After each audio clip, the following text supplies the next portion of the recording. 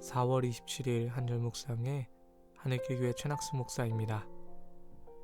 오늘 나눌 말씀은 사무엘하 19장 23절의 말씀입니다.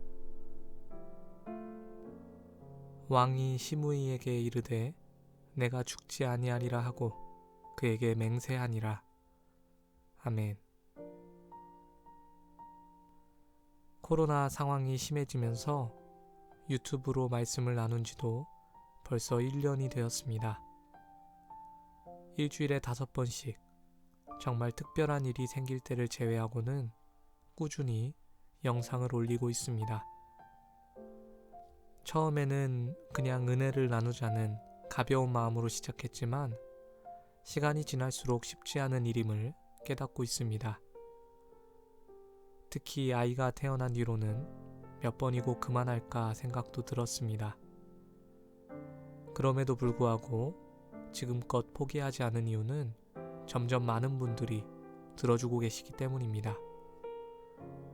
비록 유명 목사님들의 영상에 비하면 적은 숫자이지만 그래도 매일 50분 정도가 함께 해주시니 놀랍고 또 사명감을 가지게 되었습니다.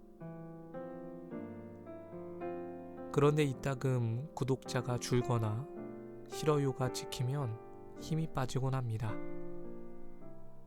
이 채널의 영상은 많은 사람들에게 노출되지 않기에 더 그렇습니다.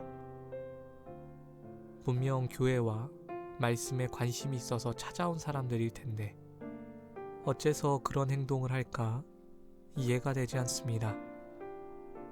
아무리 생각해도 제 잘못은 아니기 때문에 최대한 신경 쓰지 않으려고 노력해보지만 내심 어떤 사람들일까? 어떤 이유로 그렇게 행동할까? 궁금해집니다. 사실 응원해주시는 분들에 비하면 정말 극소수의 사람들이지만 왜인지 모르게 더 신경이 쓰입니다. 오늘 말씀에 나오는 다윗 왕은 비난에 시달렸던 적이 있습니다. 그가 아들 압살롬의 반역을 피해 도망칠 때 사울의 친족인 시므이라는 자가 그를 공개적으로 비난했습니다. 사실 다윗은 사울의 죽음에 관여한 바가 없는데 시므이는 그 책임이 다윗에게 있다며 욕을 했습니다. 하지만 아들로 인해 망연자실했던 당시의 다윗은 하나님께서 하시는 일이라며 그를 내버려 두고 이후 압살롬이 죽고 다윗이 다시 돌아왔을 때에도 그를 죽이지 않겠다고 맹세합니다. 자신이 가장 힘들 때에 근거 없이 비난을 일삼던 시므이를 기꺼이 용서한 것입니다. 하지만 열왕기상 2장에 나오는 다윗의 유언을 보면 그가 시므이를 완전히 용서하지는 못한 것 같습니다. 그는 죽음을 앞두고 아들 솔로몬에게 시므이를 죄 없는 자로 여기지 말라고 당부했습니다. 비록 당시에는 용서하는 척 했지만 시므이의 비난이 그의 마음에 얼마나 상처로 다가왔는지 알 수 있습니다. 용서하겠다고 결심했음에도 죽을 때까지 용서하지 못했던 다윗의 이중적인 모습을 알 수 있는 대목입니다. 우리도 살아가다 보면 다른 사람의 비난으로 인해 괴로움을 당할 때가 있습니다.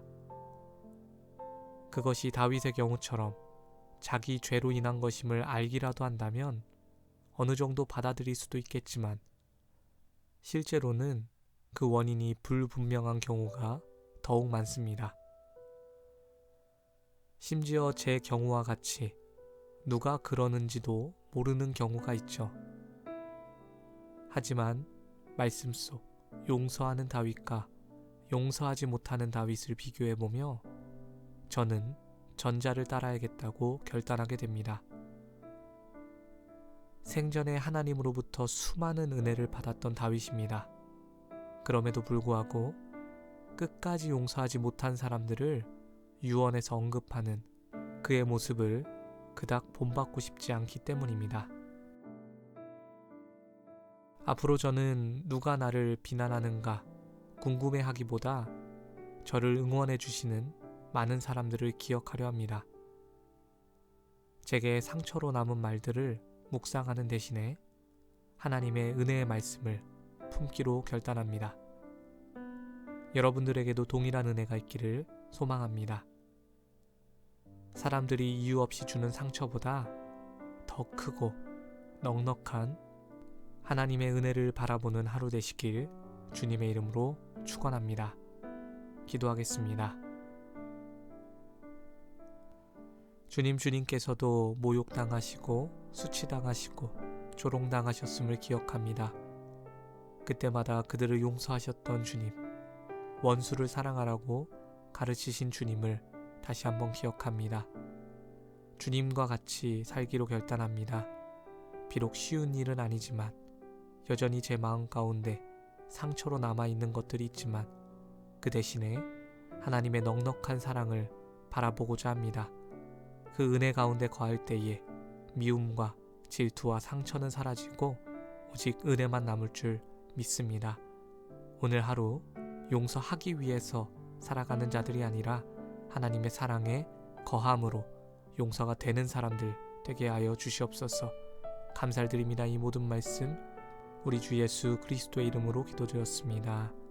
아멘. 오늘도 사랑 가운데 거하시길 축복합니다. 함께 해주셔서 감사합니다.